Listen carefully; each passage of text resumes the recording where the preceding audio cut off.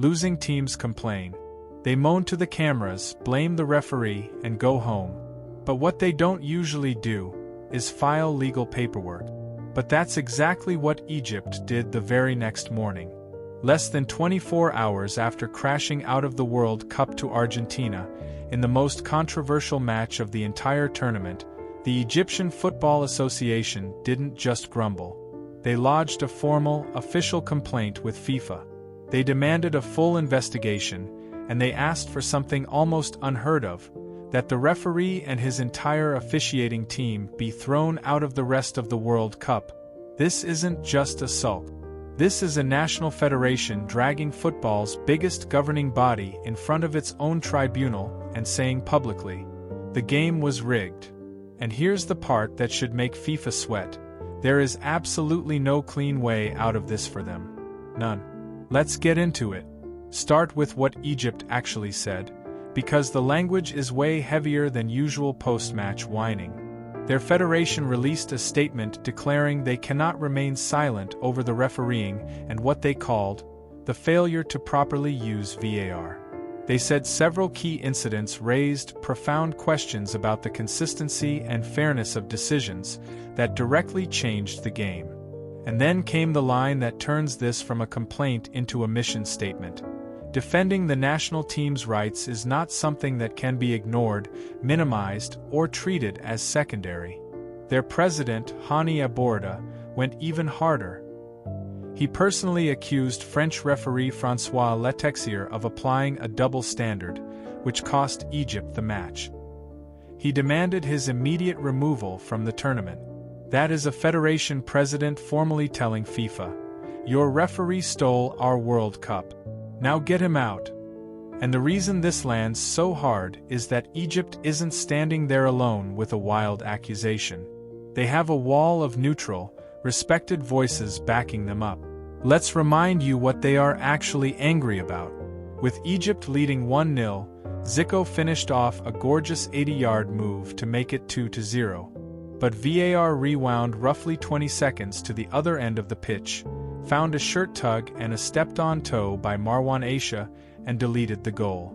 Then, in stoppage time with the score level, Egypt screamed for a foul in the Argentina box, a blatant shirt pull on Hamdi Fathi and a tangle involving Mohamed Salah. VAR didn't even recommend a look. Argentina broke straight up the other end and scored the winner. Now listen to who backed Egypt. Rob Green on the American broadcast said the disallowed goal simply wasn't within VAR's realm, that the foul was a full pitch away. Alan Shearer pointed out the massive contradiction, saying, "Either both are fouls or neither is." Ian Wright said, "If you're pulling it back to disallow a goal for Egypt, you have to pull it back for the Salah incident too." Jamie Carragher added that in any major European league, that goal stands. And it wasn't just the English pundits. German referee Patrick Ittrich said flatly about the late penalty appeal, "For me, that is a penalty," adding that every single contentious call went against Egypt. When that many independent experts, with no skin in the game, point at the same decisions, you stop looking hysterical and start looking like you have a solid case. But here's what makes this genuinely dangerous for FIFA. Egypt's complaint didn't land on an empty desk. It landed on a desk already buried under protests. This has become the most complained about World Cup in history. Belgium filed a complaint over a red card reversal. Ecuador filed one after Mexican fans besieged their hotel with fireworks. Iran protested over oppressive travel restrictions across the US-Mexico border. 4 different nations, 4 different grievances, all pointing at the same governing body in a single tournament. That's not bad luck. That's a pattern. And sitting underneath all of it is the scandal that blew the doors off in the first place. The President of the United States personally phoned FIFA, and a red card suspension was quietly dropped using a clause never before used at a World Cup. That single decision destroyed FIFA's credibility. Egypt isn't shouting into a void. They're just the loudest voice in a chorus singing one word: rigged. Coach Hossam Hassan set the tone immediately, saying, This match was rigged, the whole world saw it, and suggesting FIFA just wanted Messi kept in the tournament. His forward, Ziko, was even blunter: the tournament is rigged. Whether you believe the conspiracy or not, the accusation itself is the crisis. FIFA had to respond. You can't just ignore a formal complaint demanding the removal of your officials. So they broke cover. FIFA's chief refereeing officer, Pierluigi Collina, released a statement. But here's the thing: he didn't open an inquiry. He didn't express concern. He came out swinging in defense. He said, "Unfounded allegations have no place in our sport," and warned that these accusations lead to threats against referees and their families. He declared that FIFA refereeing cannot be influenced by anyone, not even FIFA President Gianni Infantino. Then, he individually defended both decisions. He explained that under VAR rules, there is no time or distance limit on reviewing a foul in the build-up, and that the Salah incident was just normal football contact. Read between the lines. Egypt asked for an investigation. FIFA's answer, within 24 hours, was to publicly rule that their referees did absolutely nothing wrong. That is not an organization planning to investigate itself in good faith. That is an organization slamming the door shut. But there's a massive contradiction in Collina's statement. He began by saying FIFA prefers not to focus on specific incidents during a tournament, and then spent the rest of the statement focusing on those exact two incidents frame by frame. You don't decline to comment and then argue the case unless your goal was to hand down a verdict disguised as a principle. He basically re-refereed the match in Argentina's favor via a press release. Now let's be fair for a second. By the cold letter of the law, Collina has a case.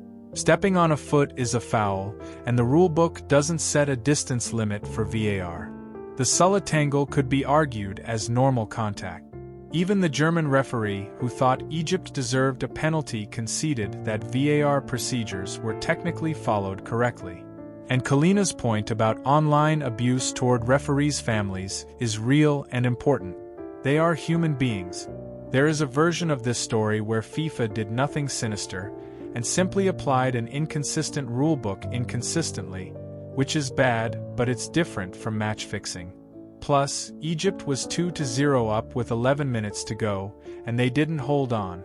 No referee made their defense miss a marker or let Messi's volley fly in. Part of this they did to themselves. But here is the ultimate trap for FIFA. Whatever they do next, they lose. Follow the logic. If FIFA clears the officials, which Collina just did, it looks exactly like the cover-up everyone expects. Nobody believes the line that their referees are independent anymore. So, a clean bill of health convinces no one. But flip it. If FIFA sides with Egypt and quietly drops Letexier and his crew from the rest of the tournament, that's a tacit admission that the officiating was broken. And if the officiating was broken, then Argentina advanced on bad decisions, giving official validation to every single rigged conspiracy. FIFA would be confessing that a World Cup quarter-finalist got there on indefensible calls. There is no third option. The trust is already gone. So, watch how this actually plays out. FIFA reviews its referees after every match, but almost never says a word publicly. Quarter-final officials get announced just a day or two before kickoff. Here is what to look for. If Letexier's name simply doesn't appear on any assignment for the rest of the tournament, you have your answer. A silent disappearance. That's how an organization admits fault without saying it out loud. Meanwhile, the wider drama keeps feeding itself. For the France vs Morocco quarterfinal, FIFA just appointed an entirely Argentine refereeing team, led by Facundo Teo. In the exact same week they're accused of favoring Argentina. You genuinely could not script this. It makes even neutral fans tilt their heads and ask what on earth Zurich is thinking. The English FA even half-jokingly floated the idea of appealing one of their own red cards. Because hey, if FIFA can bend the rules for one team, why not everyone? The integrity of the tournament has become a running joke. So, where does this leave everyone? Egypt flies home with the best World Cup campaign in their history, their first ever tournament win, first group stage progression, and first knockout victory. But they also leave with a permanent, burning conviction that their biggest moment was stolen from them by a monitor and a double standard. For a football-obsessed nation that has spent decades going home with nothing, having a historic quarterfinal slip away like this is a lasting kind of heartbreak. Argentina marches on to face Switzerland, chasing back-to-back World Cup. Their captain is crying tears of relief, while a rival nation cries tears of injustice. And FIFA sits in the middle, holding a formal complaint they physically cannot answer honestly. What do you think FIFA actually does here? Do they quietly bench the referee, or do they dig in their heels and clear everyone? Drop your prediction in the comments before the quarter-final officials are announced. And make sure to subscribe, because we are going to be watching that team sheet very, very closely.